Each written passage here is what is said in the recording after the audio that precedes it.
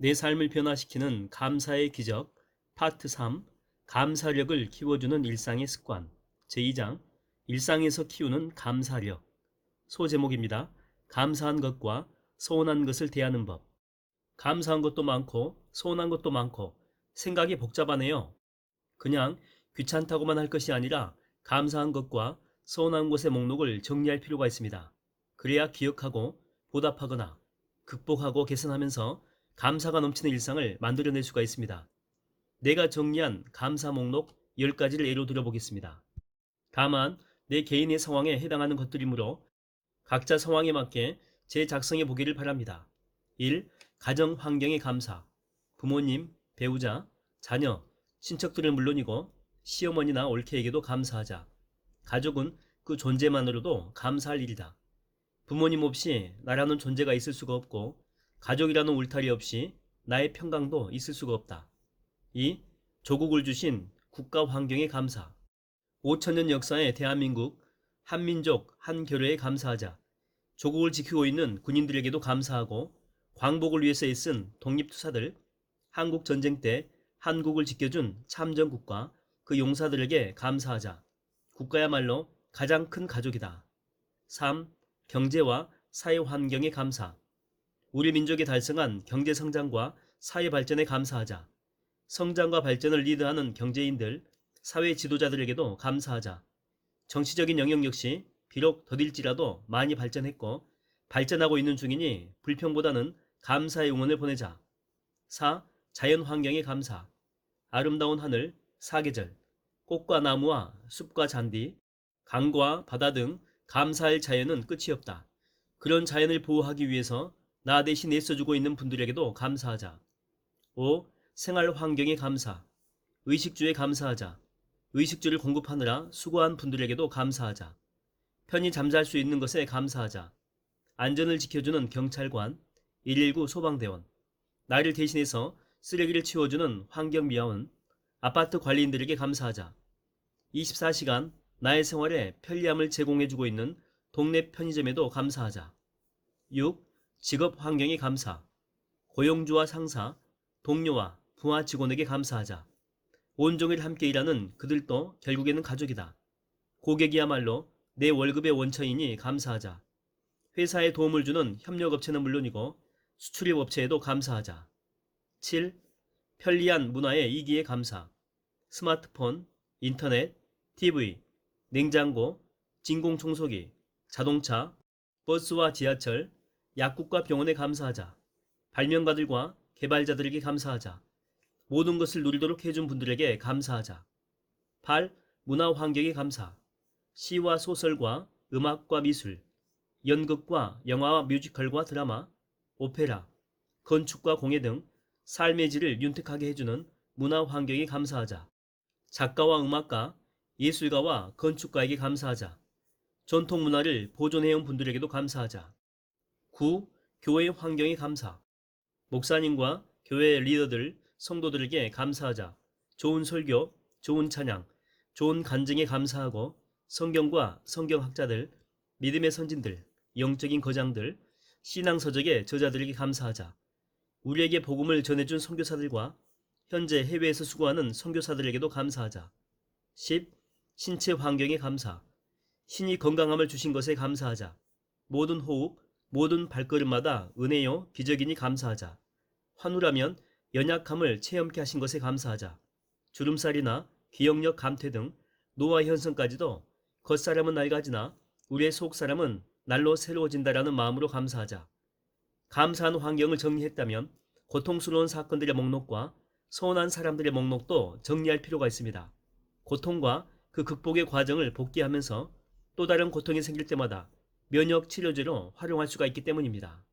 나는 서운한 사람들이 안겨준 서운한 일에도 감사함을 느낍니다. 역설적이지만 고통과 상처를 주고 섭섭하게 한 사람들이 나를 성장시킨 사람들이기 때문입니다. 그들을 통해 나의 연약함을 철저히 깨닫는 계기가 되었고 이 일을 통해 신앙생활을 더 열심히 할 수가 있었습니다. 그래서 감사합니다. 나를 힘들게 했던 경우와 서운한 사람들은 이렇습니다. 1. 가난하고 고통스러웠던 유년 시절 가정폭력으로 가족들을 고통스럽게 만들었던 아버지, 대학 시절에 어머니 빚을 대신 갚으라고 나를 법정에 세웠던 채권자들. 2. 암울했던 학창시절, 내 뺨을 때렸던 중학교 선생님, 나를 따돌렸던 고등학교 동창들, 대학 입시에 낙방한 후에 느꼈던 재수생 시절의 답답함. 3. 의대생 시절, 낙제로 말미암아 갖게 된 절망감과 무력감, 고통스러웠던 레지던트 및 군의관 시절과 음주 거부 때문에 전공의의 시절 내게 모욕을 주었던 선배들. 4. 가정을 꾸리던 시절, 결혼 초창기 아내와의 갈등, 경험 부족으로 말미암은 좌충우돌 자녀 양육. 5. 경영을 시작한 시절, 금융위기와 투자회사와의 갈등 문제, 비즈니스 현장에서 만난 욕심에 눈먼 사람들, 다사다난했던 병원 확장의 고통, 나를 거짓 비방하거나 사실을 왜곡시켜서 고통을 준 경쟁자들. 6. 교육자로서의 삶을 시작했던 시절, 학교와 연수원 설립에 따른 해결 과제와 갈등. 7. 의사로서의 삶을 시작하던 시절, 고통당하는 환우들의 모습, 의학적인 한계에 따른 어려움. 이러한 감사와 고통의 기록은 깔끔하게 종이에 적어서 시선이 자주 가는 곳에 붙여주게 되면 큰 도움이 됩니다. 귀로 듣는 말은 추상적일 수 있지만 눈에 보이는 글은 구체적이라 뇌리에 오래 남기 때문에 그렇습니다. 실제로 위독하신 나의 어머니가 잘 볼 수 있도록 10가지 감사 제목을 패널로 만들어서 벽에 붙여놓았더니 기적적으로 쾌차하셨습니다. 10가지 감사가 어떤 것이었는지는 다음 장에서 구체적으로 언급하겠습니다. 그리고 이러한 목록은 수시로 업데이트하는 것이 좋습니다. 극복한 것은 지우고 잊지 말아야 될 것은 남기고 새로운 목록은 추가하는 식입니다. 그래야 발전이 있습니다. 소제목입니다.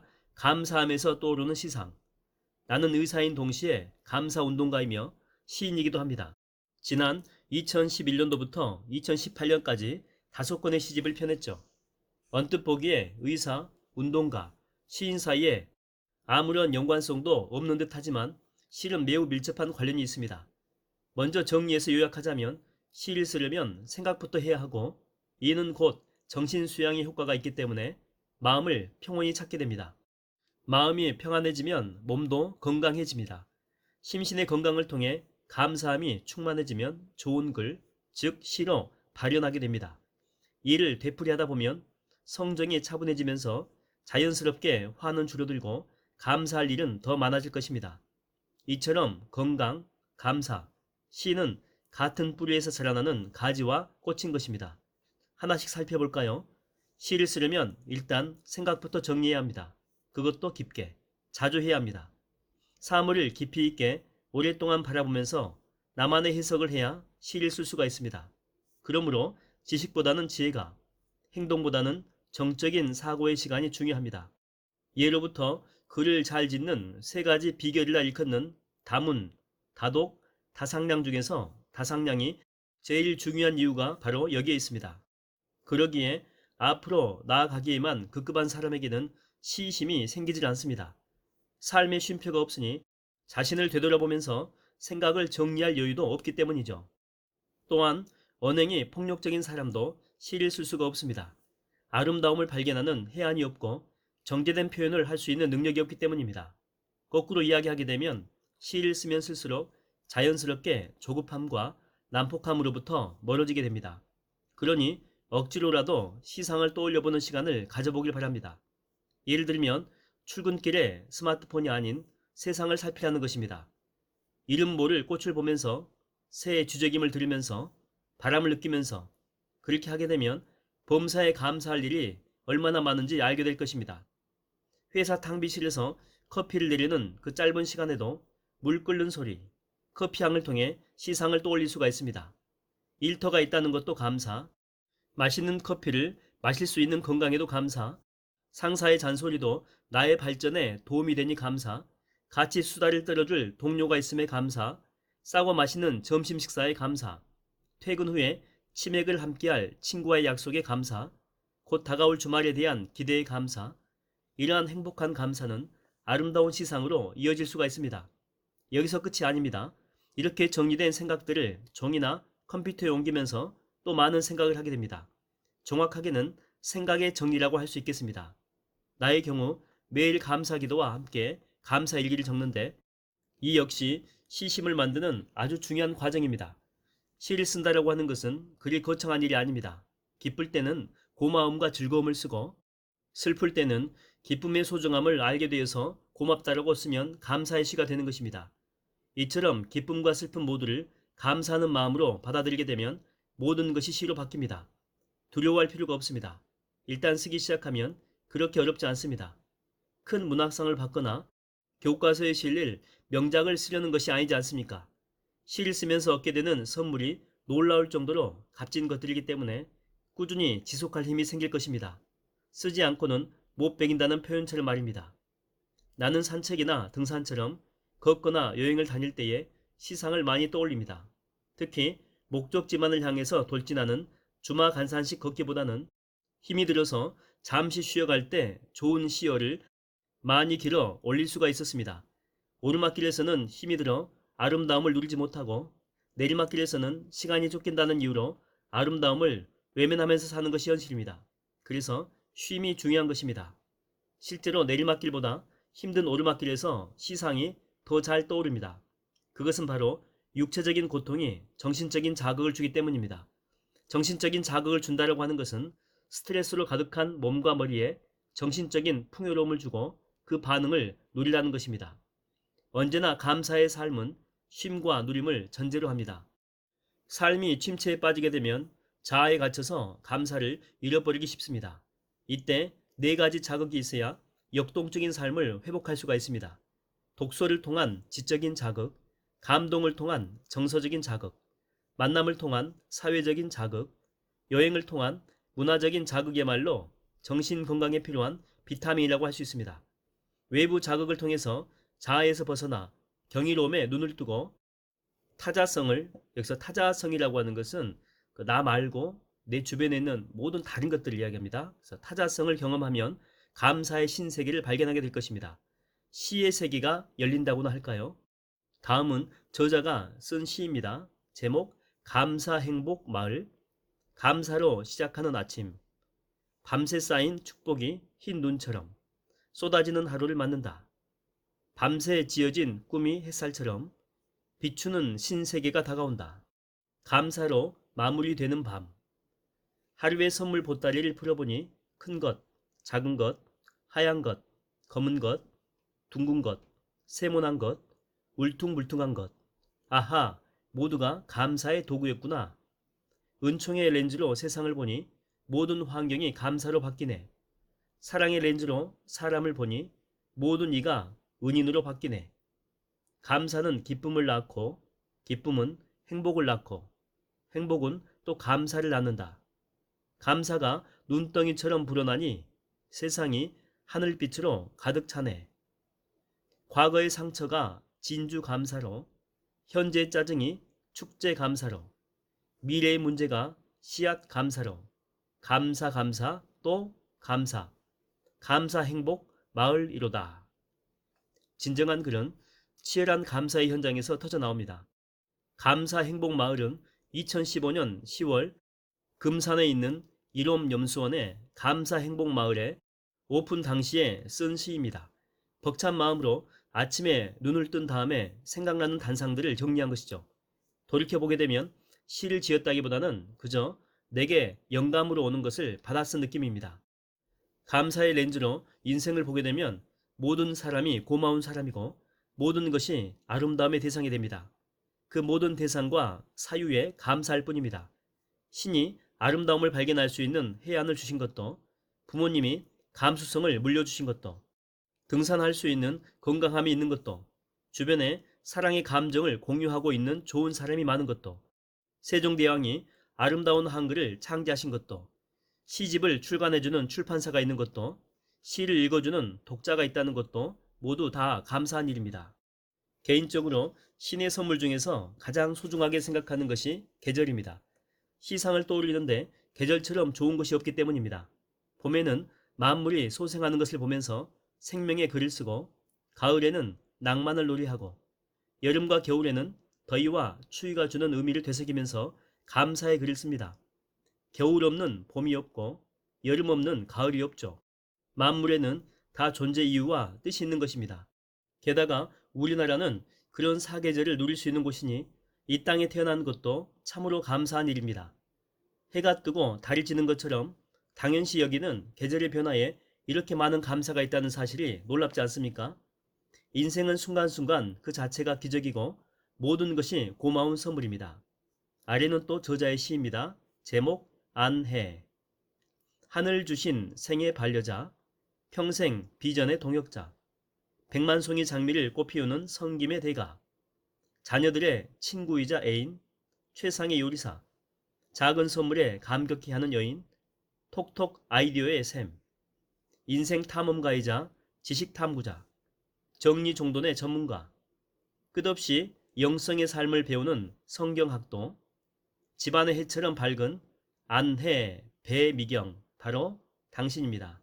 그래서 아내라고 쓰지 않고 안해 이렇게 썼습니다. 한 번은 탄천길을 산책하다가 생일을 맞은 아내를 떠올리면서 시 한 수를 지었습니다. 마음속의 하트가 시심이 되었던 것이죠. 아내라는 단어에서 발음을 음차에 집 안에 뜬 해라고 이름 붙인 것은 아내가 하늘에 뜬 해처럼 소중하고 감사하다는 뜻에서였습니다.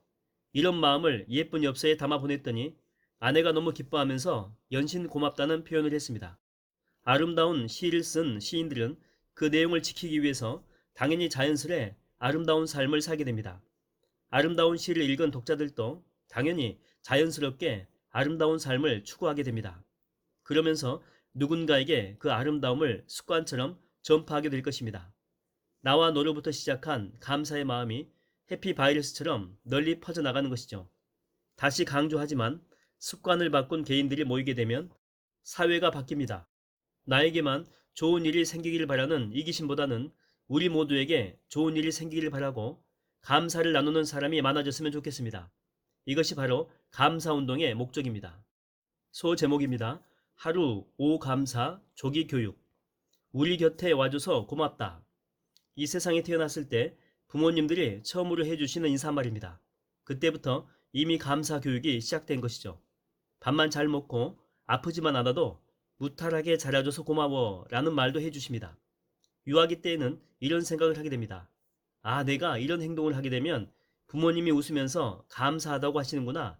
그렇다면 더 자주 해볼까? 조금 더 성장하게 되면 명절 때마다 친척들에게 용돈을 받게 됩니다. 그러면 부모님이 옆에서 이런 말씀을 하시죠. 감사하다고 인사드려야지. 이것이 바로 감사 조기 교육입니다.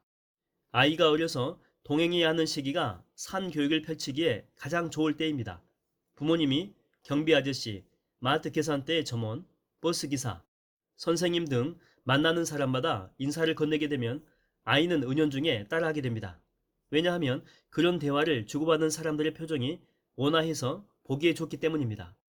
아이와 수시로 감사 인사를 주고받는 것도 정서 발달에 도움이 됩니다. 밥상머리의 교육은 물론이고 아침 저녁 문안 인사도 포함됩니다. 어린이집에서도 기본적으로 이런 교육을 하긴 합니다. 하지만 엄마 아빠가 해주는 것은 다릅니다. 다만 하기 싫어하는 아이에게 그러면 안 돼, 감사하다는 말을 안 하다니 너는 못된 아이구나 라고 윽박지르는 것은 좋지 않습니다. 아이에게도 다 생각이 있으니 물어보는 것이 좋습니다.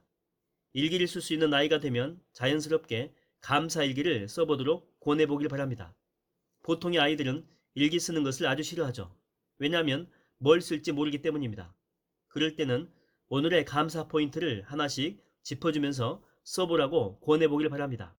얘야, 아주 사소한 일이더라도 모두 감사거리인 거야 라고 알려주면서 예컨대 엄마 오늘 김치볶음밥이 맛있었어요. 감사합니다 라고 쓸 수 있도록 유도하는 것입니다. 감사일기를 쓰는 습관을 만들어주는 것, 아마도 부모가 해줄 수 있는 최상의 교육이 아닐까 합니다. 그러기 위해서는 부모부터 감사력을 키워야 함은 물론입니다. 하루 5감사를 통해 운명을 바꾼 대표적인 인물이 오프라 윈프리입니다. 완전히 망가진 인생을 회복시킨 원동력은 매일 반복하는 감사의 실천이었다고 합니다.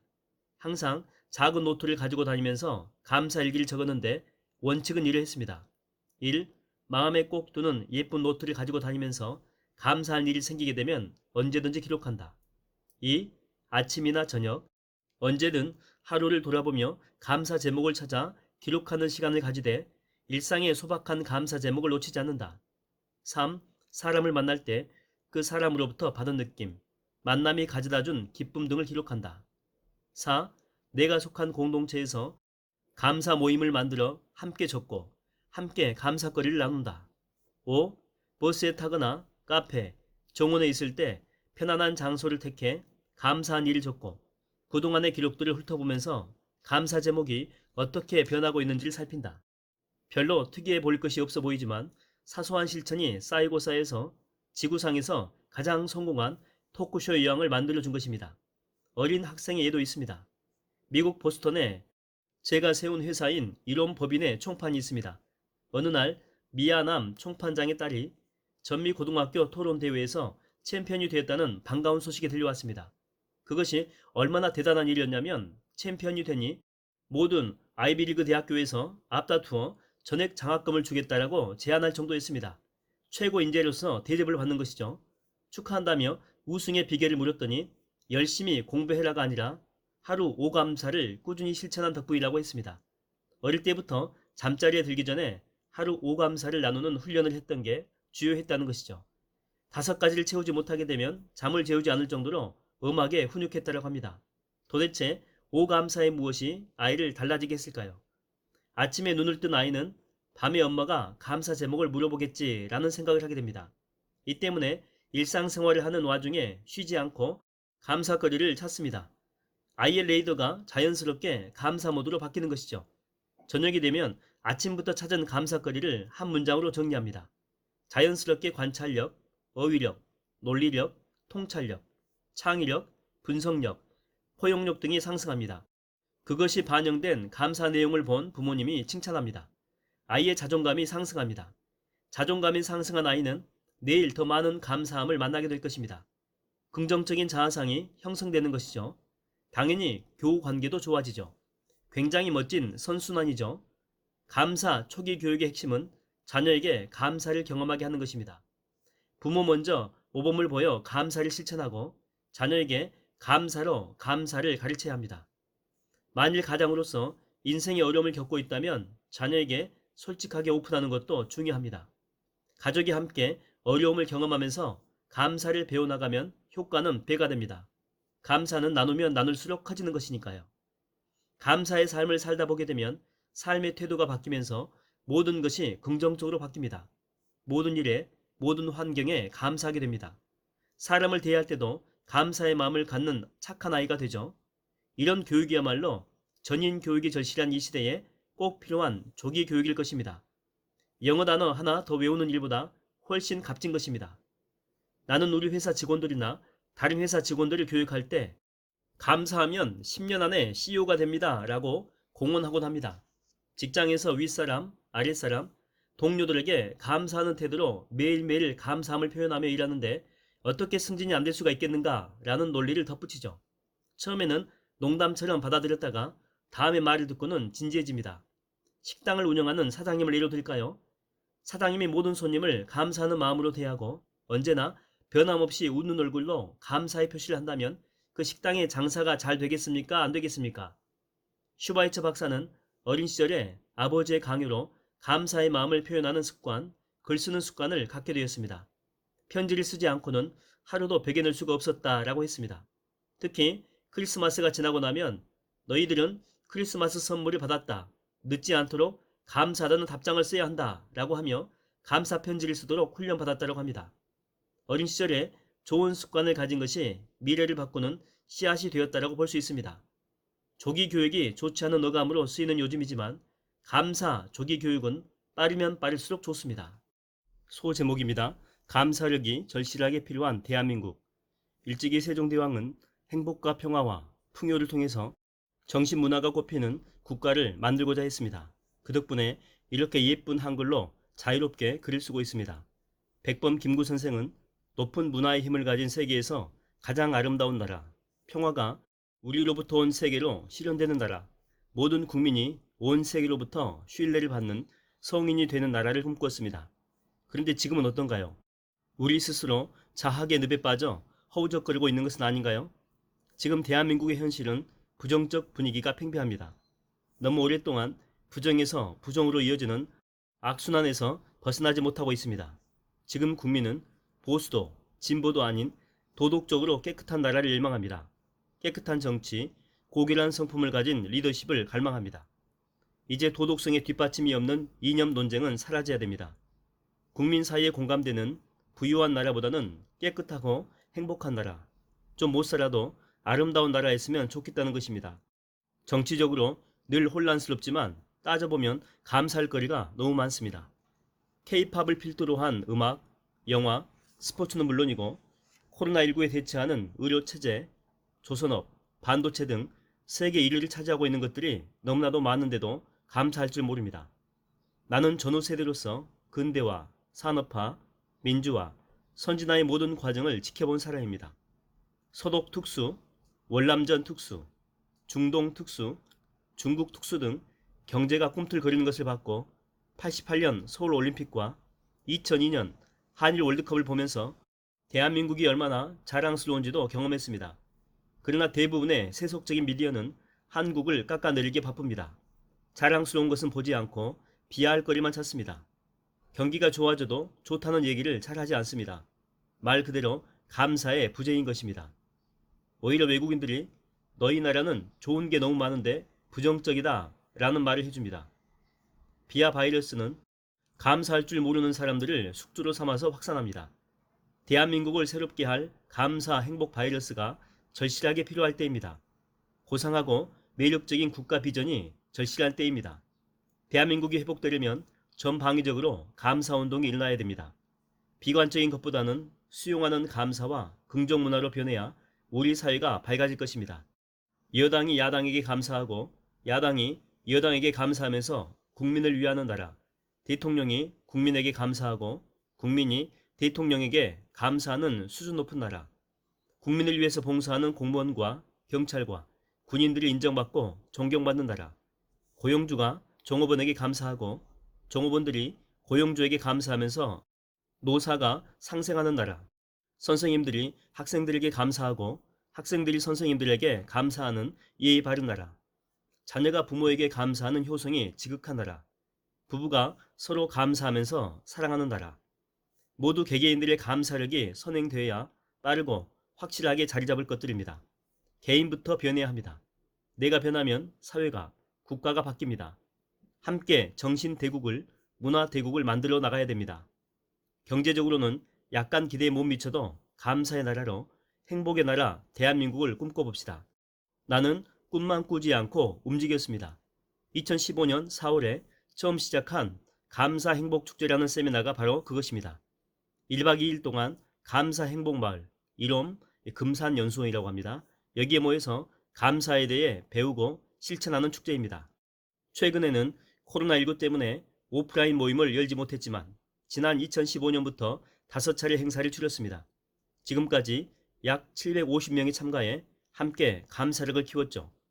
참가자들은 하루 5감사운동을 실천하면서 놀라운 변화를 체험했다라고 고백합니다. 감사의 삶을 실천해 개인의 변화, 가정과 직장의 변화를 경험했다는 것이죠. 이럴 때 나는 큰 보람을 느낍니다. 몇 가지 예를 들어보겠습니다. 특별할 것 없는 내용들이지만 직접 행하지 않으면 절대 알 수가 없는 기적 같은 일들입니다. 예전 같으면 불평했을 일인데 오히려 감사하게 되니 스트레스가 줄어들면서 건강을 되찾게 되었습니다. 감사가 주는 활력이었습니다. 매일 저녁 아내와 감사 나눔을 시작하면서 대화의 시간이 정말 풍성해졌어요. 서로 배려하는 마음을 갖게 되었습니다. 요즘에는 감사로 시작해서 감사로 마무리하는 하루가 너무너무 행복합니다. 35년 만에 남편에게 감사 편지를 보내면서 서로 너무 감격했습니다. 그동안 표현하지 못한 감사의 말과 편지를 전했을 때 감사가 눈덩이처럼 불어났습니다. 제가 보낸 감사 편지로 아내의 30년 상처가 치유되었습니다. 서로 부둥켜 안고 통곡했습니다. 미워했던 남편의 내면에 어릴 때 받은 상처가 보여서 사랑하는 마음이 커졌습니다. 처음으로 감사 편지를 썼는데 너무 좋아하니 덩달아 제 기분도 좋아졌습니다. 직장 동료들이 감사로 하나가 되었습니다. 자녀와의 관계에서 친밀감이 회복되었습니다. 하루 5 감사는 임신 우울증과 태교에 도움이 되는 것 같습니다. 단지 감사 표현만 했을 뿐인데 시어머니와의 관계가 놀랍도록 회복되었습니다. 말도 섞지 않던 사춘기 딸 아이와도 친해지면서 갱년기 증상도 완화되었어요. 감사 행복 축제에 참석하고 집으로 돌아갔는데 남편이 습관처럼 화를 내더군요. 그래서 나는 당신이 화를 안 냈으면 좋겠어. 하지만 그래도 당신이 존재하는 것만으로도 고맙게 느껴져요. 라고 했습니다. 박사님께 배운 대로 한 것이죠. 그랬더니 그 이후에 남편이 화내는 일이 현저하게 줄어들었어요. 심지어 일찍 들어와서 설거지까지 해줍니다. 수많은 간증이 있었는데 몇 가지 공통적인 표현이 있었습니다. 뭐뭐가 달라졌습니다. 뭐뭐를 미처 몰랐는데 비로소 알게 되었습니다. 행복해졌습니다. 내일이 정말 기대가 됩니다. 등의 표현이 많다는 저희입니다. 감사는 이렇게 몰랐던 것들, 그 범사의 소중함을 알게 하는 힘이 있습니다. 어두웠던 과거를 매듭짓고 치유하여 미래로 나아가게 하는 티켓입니다. 짜증과 분노와 집착하는 현재의 삶을 변화시켜 더 나은 미래를 맞이하게 만드는 마중물이기도 합니다. 감사가 선물하는 놀라운 마법의 힘을 느껴보기를 바랍니다. 소 제목입니다. 꿈이 준 선물, 이롬 생식과 꿈의 학교. 나는 대학 시절에 하나님을 만난 뒤 꿈쟁이가 되었습니다. 꿈을 많이 꾸자 창의성이 좋아지고 좋은 아이디어가 많아졌습니다. 신문을 보고 책을 보게 되면 즉시 통합된 생각을 하게 되었고 그 생각은 꿈에 그치지 않고 구체화되었습니다. 언제나 강렬한 자극은 꿈을 꾸게 만들었습니다. 의대 교수를 하고 있던 시절인 1992년 여름, 우연히 독일에 희한한 항암제가 있다는 소식을 들었습니다. 그것은 미슬토 요법이라고 하는 면역 치료 요법이었습니다. 미슬토라는 겨우살이 식물에서 추출한 항암 주사제를 사용하는데 부작용이 전혀 없다는 놀라운 소식이었죠. 우여곡절 끝에 독일을 방문하게 되었고 그 이후에 몇 차례 스위스와 독일을 다니며 병원 연수와 연구를 병행했습니다. 암의 완치와 암 환우의 삶의 질을 높이는 것이 인생 목표가 되었고 가슴 설레는 하루하루를 보냈습니다. 그리고 이 요법을 한국에 최초로 도입한 것이 대체의학의 선두주자로 인정받는 계기가 되었습니다. 그 이후에 대체의학과 현대의학을 통합하여 암 치료율을 극대화하고 세계 최고의 암 치료율을 자랑하는 병원에 대한 꿈을 꾸면서 1994년 서초동에 사랑의 클리닉을 개원했습니다. 이후 암 환우의 식이요법에 관심을 가지기 시작하면서 뭘 먹으면 암이 안 걸릴까 하는 절박한 질문에 봉착했습니다. 1997년 봄 우연한 기회에 생식에 대한 아이디어를 처음 접하고 바로 이거다 하며 무릎을 쳤습니다.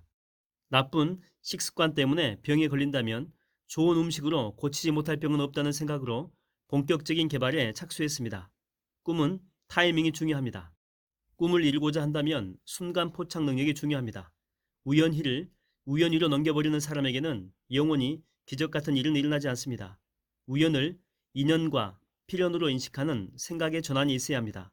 그냥 한 귀로 흘려듣고 말았을 이야기에 의미를 부여하고 꿈의 재료로 삼았더니 생식 대중화의 기회가 찾아왔습니다. 꿈을 통한 감사 교육도 처음 들었을 때 섬광처럼 번뜩이는 예지가 있었습니다. 이 학습이 보편화되면 대한민국의 무너진 교육이 회복될 수 있을 거라고 확신하면서 꿈의 학교를 설립했습니다.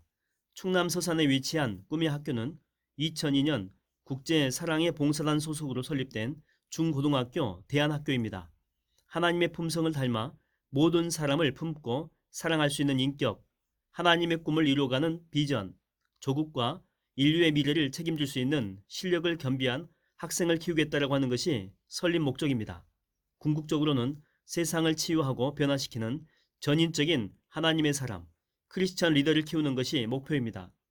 꿈의 학교에서도 지난 6년간 교내에서 감사 공모전을 12차례 진행하면서 학생들과 교직원들 사이에 감사의 바람이 불었습니다. 학생들은 선생님에게 훌륭한 역할 모델이자 스승이 되어주셔서 감사합니다 하는 인사를 건네옵니다. 또 대외적으로는 2018년 아름다운 동행 감사 공모전에 응모하여 학생들과 교사들이 수상했고 2019년도에는 국민일보에 꿈의 학교 감사운동이 소개되기도 했습니다. 이 꿈의 학교에서 펼쳐지는 감사 졸업식은 정말 장관입니다. 학부모들과 학생들이 서로 100가지 감사 제목을 주고받는 모습은 말로 표현하기 힘든 감동입니다. 아마도 감미사 교육의 힘이 아닌가 싶습니다. 감미사란 감사합니다, 미안합니다, 사랑합니다의 앞 글자를 만든 말로 현장 교육에 적극적으로 활용하고 있습니다. 친구와 선생님에게 감사, 미안, 사랑의 말을 편지로 전하는 것이죠.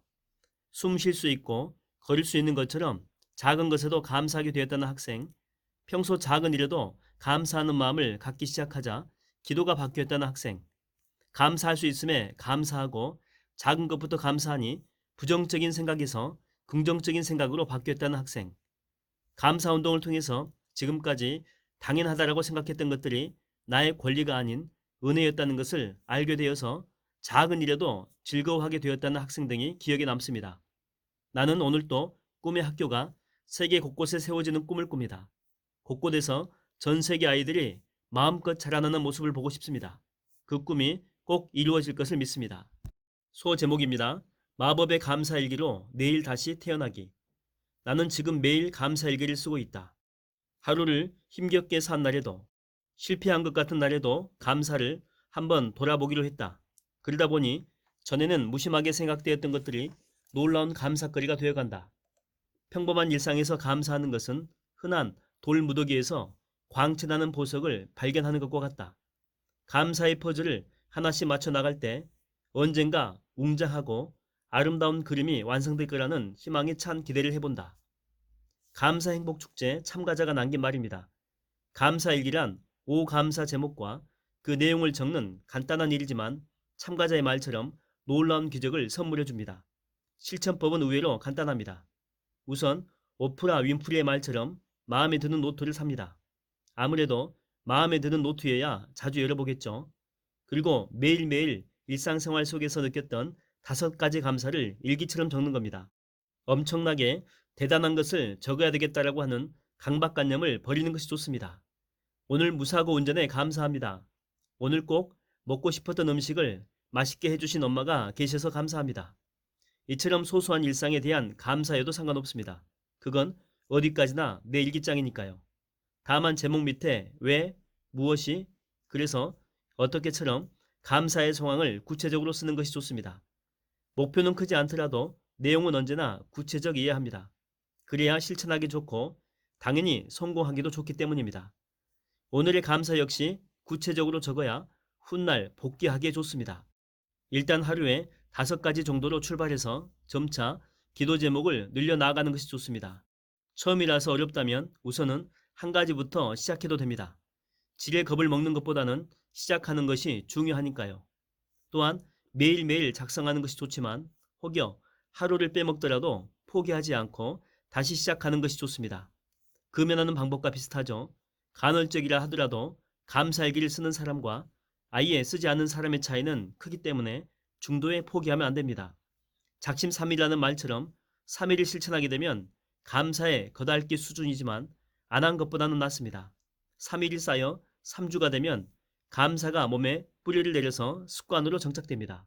나아가 3개월 동안 실천하게 되면 몸과 마음에 감사 항체가 생겨 범사에 감사하는 감사력 능력자가 됩니다. 주의할 것은 처음 3개월 동안은 반드시 노트에 손글씨로 적어야 한다는 것입니다. 일단 손으로 적게 되면 뇌에 자극을 주면서 각인이 됩니다. 뇌를 자주 사용하여 혈액량이 많아지게 되면 뇌졸중과 치매를 예방해주는 효과도 있습니다. 이렇게 꾸준히 쓰다 보면 서서히 생각이 전환되면서 뇌에 감사 회로가 생기는데 그 회로 안에 사고력 증진, 자신감과 자존감 회복, 행복감 상승 등의 데이터가 차곡차곡 쌓이게 됩니다. 이 회로는 사용할수록 용량이 커지고 빨라지는 최첨단 AI 인공지능 회로인데 앞서 설명한 감사력 4단계의 경지에 오르고자 한다면 꼭 장착해야 할 프로그램입니다. 이렇게 어느 정도 경지에 오르고 나면 스마트폰 메모장에 적어도 됩니다. 기록의 힘은 실험을 통해서도 입증되었습니다. 미국 예일 대학교는 1953년 졸업 예정자들을 대상으로 목표 설정에 대해서 질문했습니다. 응답자의 87%는 목표 설정을 아예 하지 않았다고 대답했고 10%는 대략이나마 목표를 세우려는 노력을 했다라고 응답했습니다. 그리고 3%는 구체적인 계획과 목표를 직접 종이에 적어가며 생각했다라고 답했습니다. 그로부터 20년 후 졸업생들의 재정 상태를 조사한 결과 3%의 학생들이 나머지 97%의 학생들 모두를 합한 것보다 훨씬 더 앞서 있었습니다. 1979년 하버드 대학교에서도 비슷한 실험을 했습니다. 특별한 목표가 없다는 A그룹은 84%, 목표는 있지만 그것을 종이에 적지 않았다는 B그룹은 13%, 목표를 구체적으로 설정하고 기록해둔 C그룹은 3%였는데 10년 후에 다시 조사해보니 B그룹의 소득이 A그룹보다 2배 이상 높았고 C그룹은 B그룹에 비해서 10배 이상 높았습니다. 이처럼 꿈은 글로 적어두는 것이 중요합니다. 감사도 마찬가지입니다. 생각에만 그치면 안 됩니다.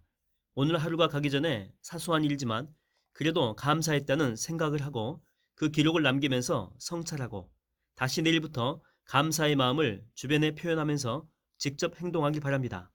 그런 실천이 더 나은 미래를 선물해 주면서 더 큰 감사를 하게 만들어 줄 것입니다. 오늘을 기록하고 기억해야 더 나은 내일을 만날 수 있습니다. 이것이 마법의 일기를 통해서 내일 다시 태어나는 방법입니다. 감사거리를 기록할 때에 짜투리 시간을 활용하면 좋습니다. 많은 사람이 엘리베이터 앞에서 기다리는 시간에, 대중교통을 타고 이동하는 시간에, 화장실을 이용하는 시간에 스마트폰을 들여다봅니다. 아까운 시간이죠. 남의 SNS를 볼 시간에 내 인생을 들여다보는 삶을 살아야 합니다. 잠깐의 시간적인 여유가 생기게 되면 생각의 주머니에서 감사거리 하나를 꺼내 스마트폰에 적어둔 다음에 잠들기 전에 손글씨로 정리하는 것도 요령입니다. 사무실 일하면 포스트잇을 활용하는 것도 좋습니다. 일상의 감사 기록이 생활화되면 감사 카톡방 개설이 그 다음 단계입니다. 감사는 나눌수록 커진다라고 했습니다. 서로 감사거리를 주고받아야 감사가 풍부해집니다. 함께 고민하고 나누게 되면 서로 자극이 됩니다. 가족이나 지인들과 함께 감사 카톡방을 만들어 보길 권합니다. 지인의 경우 감사를 통해 자기 변화를 꾀하겠다는 열망을 가진 사람들하고만 함께하는 것이 좋습니다. 경험상 6명에서 7명 정도가 가장 적당하고 12명을 넘어서면 곤란합니다. 인원이 적어서 나 하나 빠지면 문제가 되는 소그룹 공동체일수록 더 열심히 참여하게 됩니다. 카톡방의 규칙은 반드시 모두가 감사 제목을 올려야 한다라고 하는 것입니다. 누구는 올리고 누구는 구경만 하면 유지가 안 됩니다. 나만 올리게 되면 정신적인 성숙의 과시로 악용될 수가 있습니다. 그래서 반드시 서로 주고받아야 서로를 판단하지 않게 됩니다. 항상 감사를 생각하고 그것을 정리하여 손으로 쓰고 다시 읽으면서 생각하고 적극적으로 실천하라. 마음의 정도는 외적인 정돈과 정비례합니다. 옷차림, 책상, 스케줄 등이 잘 정돈된 사람이 정서적으로도 안정적입니다. 삶이 정돈이 되면 일의 능률은 자연스럽게 오릅니다. 불필요한 시간이 줄어들면서 일을 밀도 있게 할 수 있는 것이지요. 반대급부로 취미나 건강에 투자할 시간이 늘어납니다. 반대로 무질서는 무슨 일을 하든지 부담스럽게 하고 일에 몰두하기를 방해합니다. 무질서 자체가 스트레스가 되면서 건강이 나빠지는 것은 물론이고 일할 시간이 부족해집니다. 주변에 너무 바빠서라는 말로 자신의 무질서를 설명하는 사람이 꽤 있을 겁니다. 완전히 핑계입니다. 그들에게 자신의 삶을 정돈하는 게 가장 중요한 일이야 라고 말해주길 바랍니다. 그리고 감사력을 키워보라고 권해주길 바랍니다. 감사는 변화무쌍한 현실에서 삶의 균형을 잡아주는 균형추라고 말이죠. 이처럼 주변에 감사 바이러스를 추천하는 것, 그것이 지금 우리가 해야 할 일입니다. 그래야 세상이 바뀝니다. 아주 조금이라도 말이죠. 소제목입니다. 감사의 재료 진선미. 감사할 일들은 당연시하며 기억에서 지워버리고 화나거나 불행한 일들은 이를 갈며 기억하는 것이 인간입니다. 그래서 우리의 무의식은 행복보다 불행을 더 많이 기억하고 있습니다. 인류의 보편적인 경험인 집단 무의식도 대부분 부정적인 것이 많습니다. 집단을 위해 개인의 희생을 강요하던 농경문화, 강자 옆에 붙어야 목숨을 부지하던 일제강점기와 전쟁의 경험, 과정보다는 결과를 중시하는 군사문화, 수단과 방법보다는 쟁취가 중요한 출세지상주의, 편가르기와 집단이기주의, 내로남불 같은 것이 그렇습니다. 게다가 오늘날의 언론은 주로 부정적이고 자극적인 뉴스들을 더 많이 보도합니다. 이처럼 감사의 입력보다 불행의 입력이 더 많으니 감사력이 출력되지 않는 것입니다. 결국 감사한 삶을 살려면 우리 스스로 감사의 재료를 찾아서 공급해야 합니다. 감사의 재료들은 진실한 것, 아름다운 것, 선한 것, 즉 진선미에 속하는 것들이 대부분입니다. 1. 양질의 정서적 양분. 신체적인 탈진보다 정서적 탈진이 더 무섭습니다. 사랑과 감동을 많이 공급할수록 행복지수가 높아지고 삶의 감사의 열매가 열립니다. 정서적으로 부유하게 되면 이타적인 삶을 살게 되지만 정서적으로 고갈되면 이기적인 삶을 추구하게 됩니다. 2. 감동적인 지적인 양분. 좋은 책, 감동적인 스토리를 가까이 해야 합니다. 인간을 기본으로 한 지혜와 지식이 새로운 세계를 열어줍니다. 편협하게 내가 알고 있는 정보에서는 꿈이 생기지 않습니다. 영화도 진선미에 관련된 것들을 봐야만 감사가 넘칩니다. 선정적이거나 자극적인 것들을 보게 되면 점점 더 큰 자극을 요구하게 되고 현실감에서 멀어지기 때문에 감사가 고갈되는 비극적인 삶을 살게 됩니다. 3. 정서적, 관계적, 사회문화적인 양분. 은혜로운 사람, 사랑이 많은 사람, 새롭게 도전이 되는 사람, 배울 점이 있는 훌륭한 사람, 나의 도움이 필요한 사회적인 약자를 많이 만나야 합니다. 만남을 통해 감사가 회복됩니다.